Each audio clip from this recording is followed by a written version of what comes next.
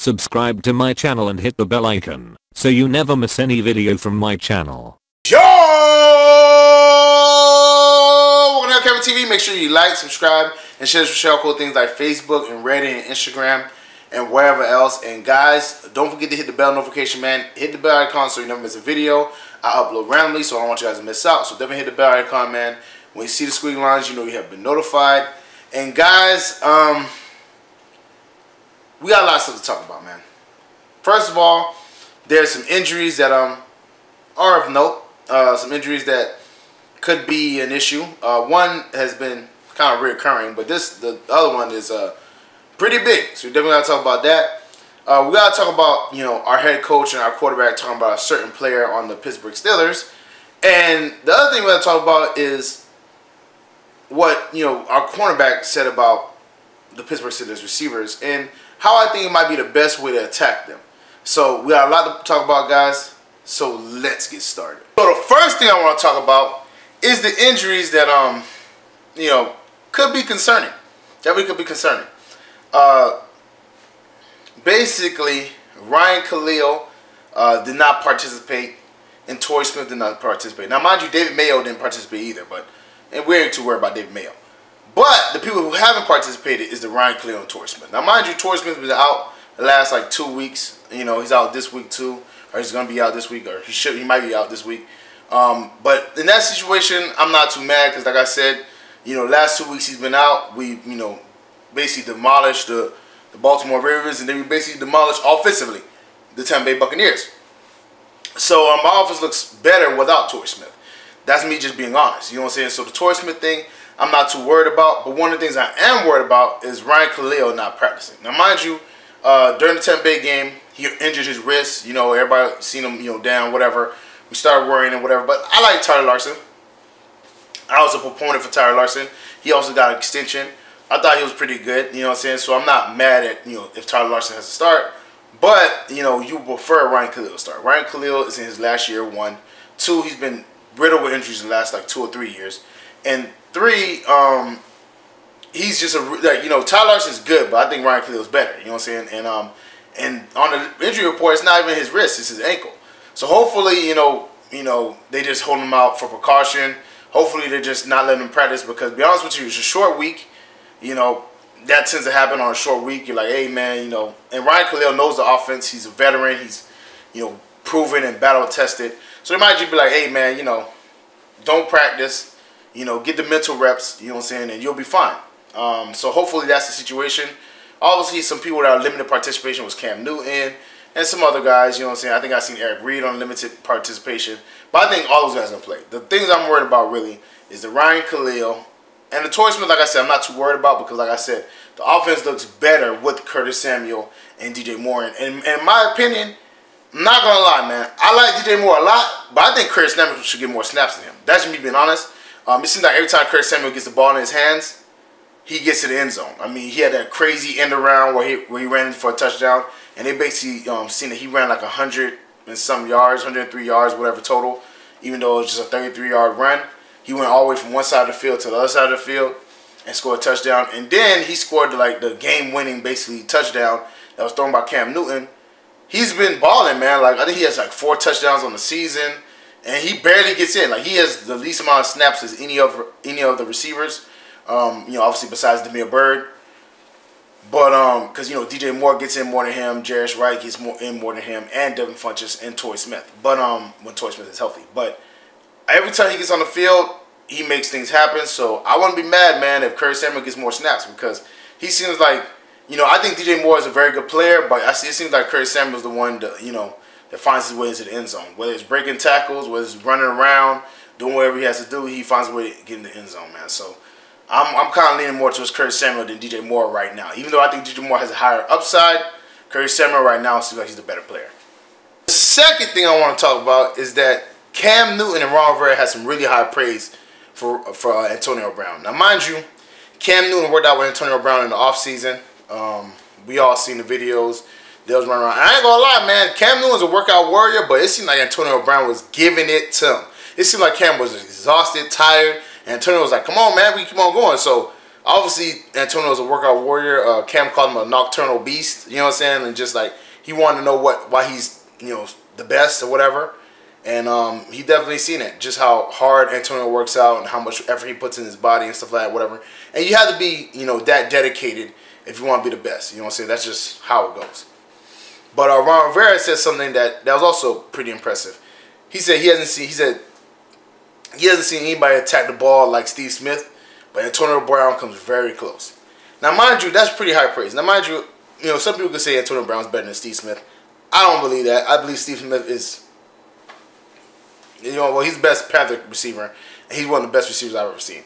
Just because, comparing his size and stature, and that's what the difference. He's a shorter receiver, but he was physical, he was ferocious, he was a junkyard dog, man. You know what I'm saying? So obviously I'm a huge Steve Smith fan. But Antonio Brown he's amazing, man. He runs great routes.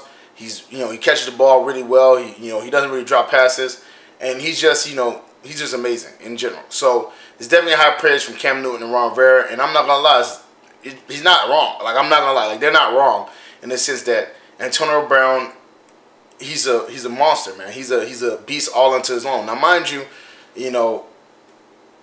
it's hard to like corral somebody like that. It's hard to make him get 0 catches. I don't think I ever seen anybody make him get 0 catches. But you gotta try to contain him, and hopefully, we can, because as amazing as he is, you always can contain somebody, man. You can, if instead of let him get 100 yards and like 2 touchdowns, just give him 6 yards and no touchdowns. You know what I'm saying? Now, mind you, he still gets 60 yards on you, but he ain't get no TDs. So, finally, now my man Danger Duck 19282, Whittaker, he's one of the regulars on my channel. He always comments, he always shows love, and I ain't gonna lie, man. Shout out to him, because his comments are always very long and in depth, whatever. He definitely knows what he's talking about. But a shout out to him, because he put a comment on my page stating that he disagrees that James Bradbury is going to be on Antonio Brown, because Dante Jackson fits their size better. They're both 5'10", stuff like that. Juju Smith-Schuster is too big for Dante Jackson. That's what he said. Now, me personally, I agree, but for a different reason, right? So he wants Dante Jackson to guard Antonio Brown. Now, mind you, James Bradbury is still our best corner. I mean, even though he doesn't get a lot of interceptions, I definitely think he's still our best corner, especially how he corralled Mike Evans, how he corralled, Julio Jones and AJ Green. I mean, he only got bested really by Odell Beckham, and that's about it. That's just, and you're entitled to a bad game. You're not gonna shut down everybody, but I think that was a necessarily bad game. You know what I'm saying? Even with Alshon Jeffrey didn't go crazy, whatever.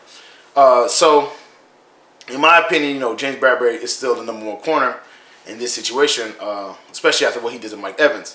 But this is why I would put Dante Jackson on Antonio Brown and James Bradbury on Juju Smith-Schuster, in the sense of this.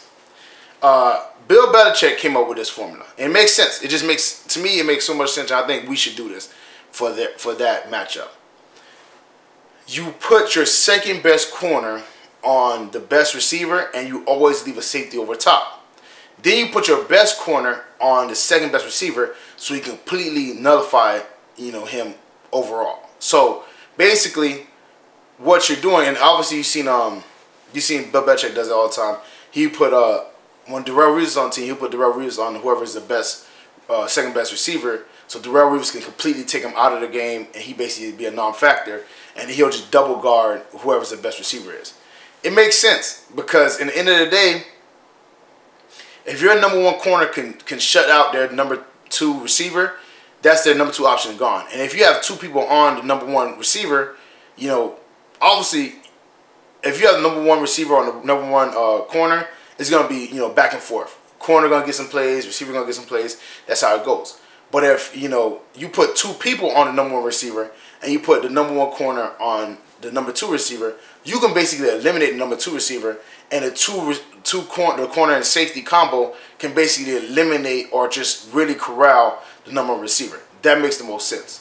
And for me, I think that would be a really smart idea for the Panthers to do, especially because the middle crossing routes, we got Luke Kuechly, we got Shaq Thompson, we got Thomas Davis. So even if their third string receiver, like a Eli Rogers or whoever it is coming across the middle, you're good because, you know, these guys are all ball hawks. Obviously, Luke Kuechly got a bunch of picks. Thomas Davis gets a bunch of picks. You know what I'm saying?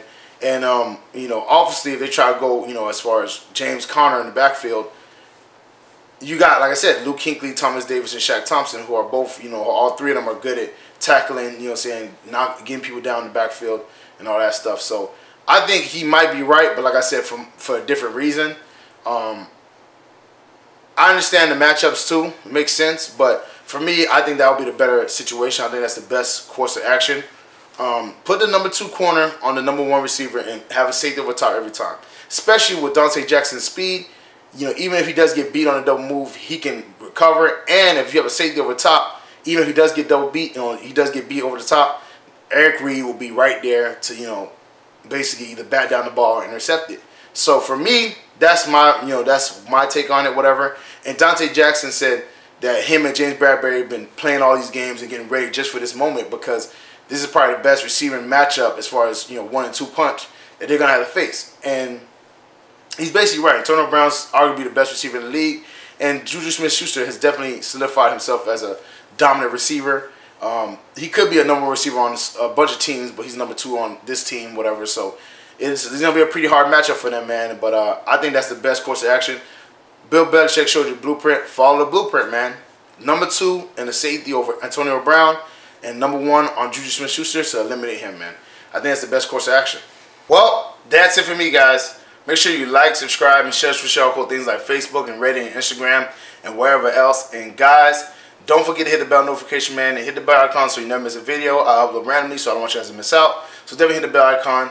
When you see a squiggly lines, you know you have been notified. And guys, get in the comment section. Let me know what you think about, you know, the injury situation. Are you okay with Tyler Larsen, or do you really want Ryan Kalil to play? Because I'm not going to lie. I am okay with Tyler Larsen. But I do think Ryan Kalil is the better option. And hopefully if he can play, he will play. That's just me being honest. Also, let me know what you think about Ron Rivera and Cam Newton's comments on Antonio Brown. I'm pretty sure all of us feels the same because Antonio has been amazing in his career. So, you know, let me know that in the comment section. And also, what do you think is the best matchup or best way to attack this, you know, Pittsburgh Steelers receiving core with Antonio Brown, Juju Smith-Schuster, and whoever else they have to line up? Tell me what you think about that, whatever. What do you think would be the best option, whatever, to kind of corral these guys, and put that in the comment section. All right. Check out the LCameraTV apparel, shirts, hats, mugs, all types of cool stuff. That link's in the description below. Support the channel, support me. You already know what it is. Show love. You know what I'm saying? If you do cop some apparel, you know what I'm saying, take a picture of it, send it to my Instagram at LCamera25 so I can give you a shout out, you know what I'm saying, and basically show love that you guys showed love. You already know.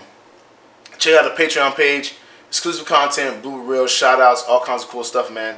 That link is also in the description below. Definitely check out the Patreon page, maybe become a member. You already know, man. More members I get, more exclusive content I put out. So definitely check out the Patreon page. And shares with our Panther family, friends, anybody Panther related, anybody football related, anybody Pittsburgh related. Shares with everybody. Let them know Panther Nation rocking with LCameraTV and LCameraTV rocking with Panther Nation.